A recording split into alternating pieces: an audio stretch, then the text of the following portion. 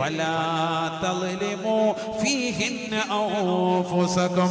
4 മാസങ്ങൾ ശ്രേഷ്ഠത വൽക്കരിച്ചുകൊണ്ട് ഖുർആൻ പറയുകയാണ്.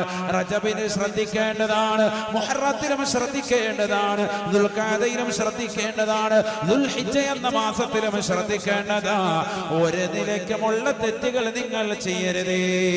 അതിനർത്ഥം മറ്റുള്ള മാസങ്ങളിൽ തെറ്റ് ചെയ്യാമെന്നല്ല, മറ്റുള്ള മാസങ്ങളിൽ ചെയ്യരുത്, തീരെയും അരുതേ, ഒട്ടും ചെയ്യരുതേ. ഈ മാസങ്ങളിൽ ഇത് പവിത്രമാക്കപ്പെട്ട മാസമാണ് റജബ് മാസം. അതുകൊണ്ട് ഒരു നിലയ്ക്കുമുള്ള നീചവൃത്യത്തിലേക്ക് പോകരുതേ. അതിനോടൊപ്പം തന്നെ റബ്ബിനോട് ബറക്കത്ത് ചോദിക്കണേ.